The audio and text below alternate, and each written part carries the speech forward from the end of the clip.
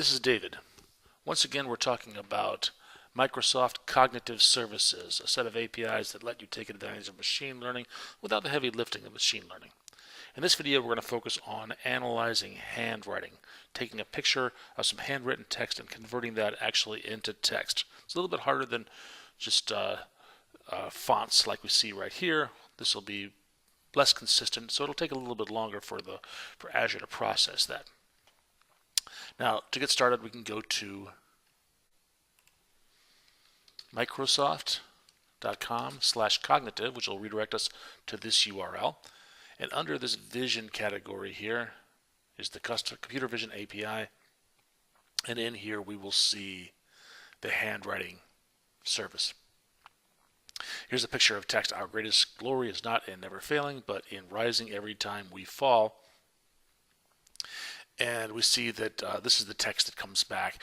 What comes back from the service really isn't pretty text like this. This has been formatted for us. What comes back is JSON, which is a nice terse way of sending data across the internet, consisting of these curly braces and name value pairs and arrays, as indicated by this square bracket here, and so on. What you'll see here is an array of lines, and each line will have a bounding box property, which is the XY coordinates of the four corners of that box. And then also within each line will be an array of words in that line. So you can see the first line is "Our greatest glory is not," and that's in fact the text of that, "Our greatest glory is not." And then we get an array of words, "Our greatest glory is not." And for each word, we get a bounding box, so we can find the XY coordinates of all four corners of the word "not" here. If that's useful information to us, maybe we want to change that word or block it out or something like that. All right, so this is some examples of it. Here you can take a look at these. It works even if we've tilted the text. It works on different colored paper and so on. It's a pretty good service that we can use. Let's see how we can use it actually in our software programs. To do that, we can look at the documentation here, and that's pretty helpful here. There's information about this. But what I really like to do as a developer is I want to jump right into the API. Here's the documentation for using the API. Specifically, the one we're talking about is the Recognize Text API right here. And what this is a post to a URL. It's an HTTP post to a URL.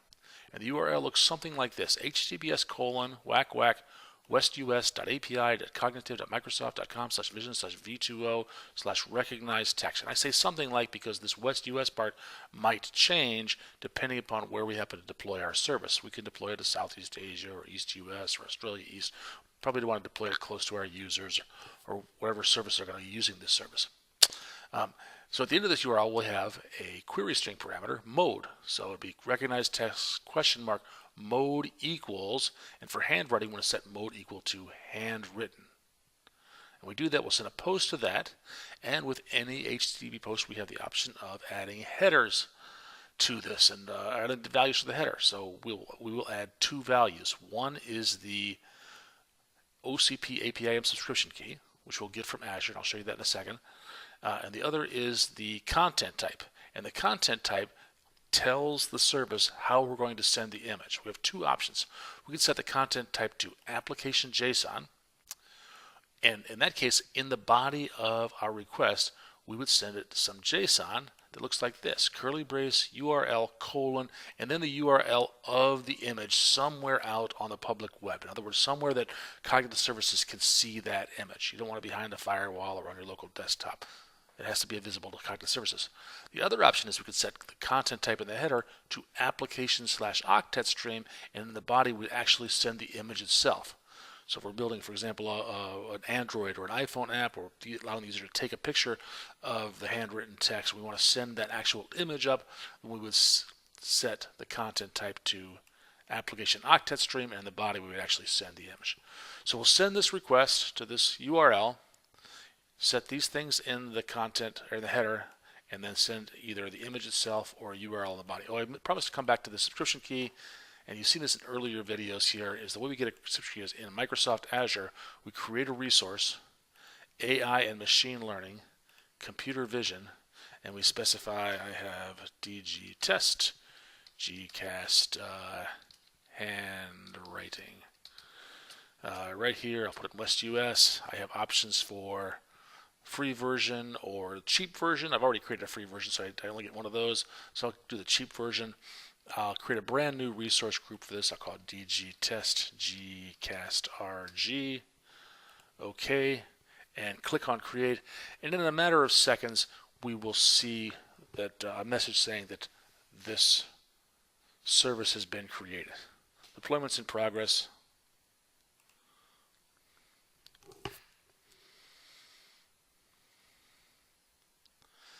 There we go. So we're all done here. And there's two key pieces of information here. One is the keys right here. I want to keep this totally secret. I trust you guys, so that's cool. Actually, I'm going to delete this as soon as this video is done recording. But I want to grab that key right there, and I'll just open up Notepad, save it here.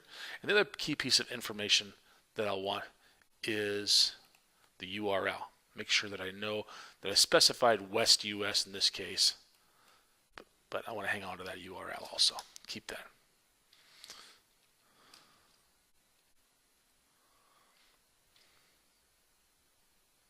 All right, let's go back to here.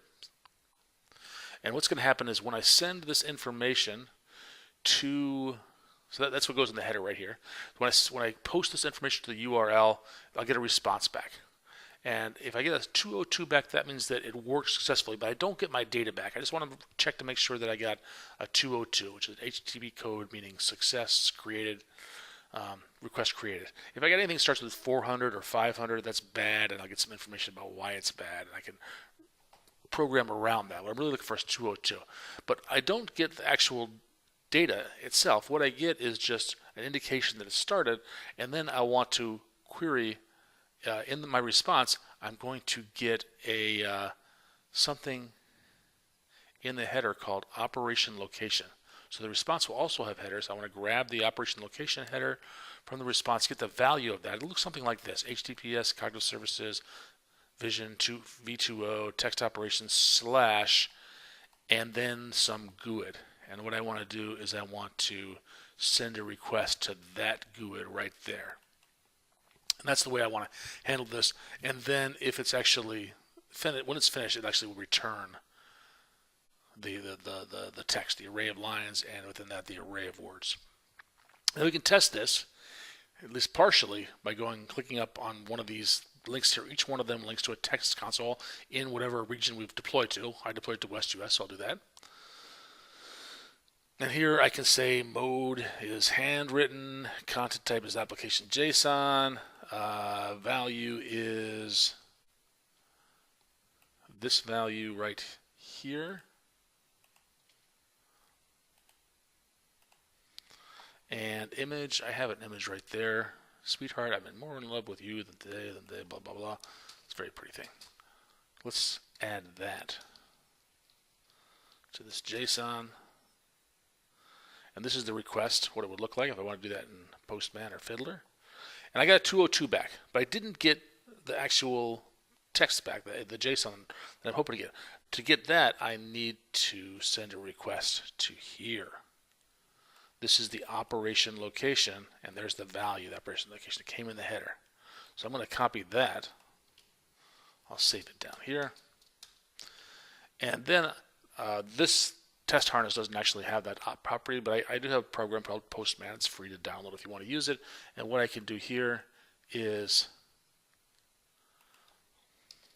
send a request to here, and in the header I want to make sure I include my subscription key. So my key is going to be this value here, and this was OC, oops, I need to spell this correctly.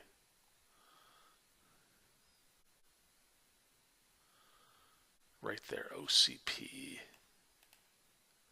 copy that.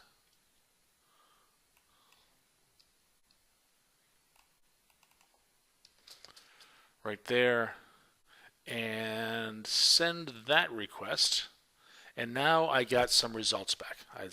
The status is it has succeeded. And I see that I have lines. I have a bounding box for an array of lines, and the first line has a bounding box and has the word sweetheart. It looked like it lost the T in there. Let's see if that's reasonable. The T looked a little bit funky, so that's probably why. And then the second line, I'm more in love. That's a little bit better. I'm more in love with you today than, etc. So it's doing a pretty good job of grabbing this. And then we can use our program to parse this out and do with it whatever we want to. Maybe we just want to pin it together. Maybe we want to intercept it and replace it or censor certain words, do something useful with this. Hopefully with a nice letter like this, we'll do something nice with it. So now let's take a look at writing some code to actually use this. And I've done that right here. I've got a JavaScript application. And I can actually see this application. I'll show it to you right now. What it does is I've got this URL right here is a picture of a letter from President George Bush. I'm not sure which George it is, but 1990, so it's the one that just passed away, George H.W. Bush. And it said, Dear Ben, it was great seeing you and Bill here at the White House. I was especially pleased to see that the black Timex is still ticking, the Congress watch, etc. What I want to do is I want to call this out, and I've even got a little code in here to say I have to highlight a word. So if I want to highlight the word it calls that service, and I get things right here. I mean, the better it's run, like here it says REAM Bev. I'm not sure if it's Bev or Ben. That should have been deer probably, but it's hard. And then it figured out it, and it just using that bounding box, it highlighted the word it. We can do that with any word in here. If we say you, for example, it would get the same text, but it would highlight the word you. Oops, I have a free here, so let's try again soon. But we'll come back to that in a minute. What I want to do now is to show you the code, and the code is right here. So what I've got here is in my HTML, I do have an image URL dropdown where I've selected the URL of where that note is, that image is.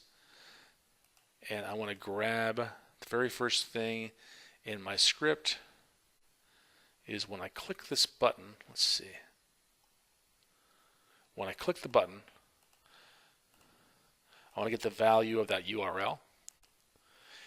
Here's my web service URL, WestUS API, cognitivemicrosoft.com/vision/v20/recognize text question wrote equals handwritten. I'm going to send a request to that. Right here, Ajax, I'm going to post to that URL. In the header, I'll specify the computer vision key, which I get from, I just got a special code here to bit of code that actually pulls it out of a config file just to keep it hidden. Content type is application JSON, and here's the body right here, URL colon, and the URL that I get from whatever the user selects the drop-down list up above here. All right. This is it. This is a call to the web service, and this is an asynchronous call, so when it's done, I get back some data. And in that data, I want to make sure I get all the response headers, and I split them out and turn them into lowercase because I want to find one called operation-location, and once I find that one, then I get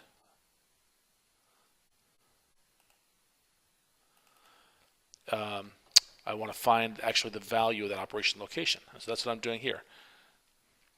And once I find the value of that operation location right here, that's going to be the URL that I then need to query to get back the actual data from analyzing that image. And that's what I'll do here. Here's a second web service call.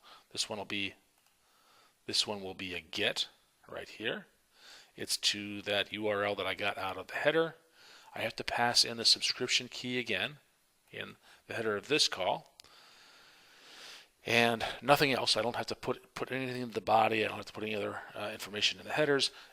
What comes back then asynchronously is a response, and then there's some data in the body of that response. And right here is I just make sure that it's succeeded, and if it has succeeded, then I go through and look for a couple things here. One, I want to find the I want to pull out the word defined, which is this word right here. Let's click that again, see if it actually highlights it. Did it again, highlights the U right there. So I want to know what word to look for, and I want to find that inside of the text. And once I find that, I want to look for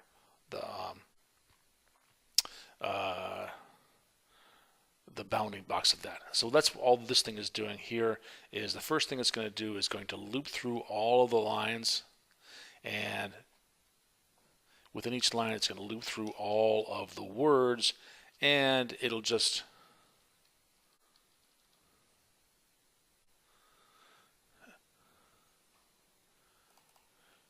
create the string of output by appending together all of the words with a space between each one and with a carriage return in between each line, and so on. And then when I find a word, I just test to make sure, is this the word I'm searching for? Is it you or it or whatever the user typed in here? And if it is, then I remember its bounding box. And then at the very end, what I want to do is to draw a box around the bounding box. And drawing that box is just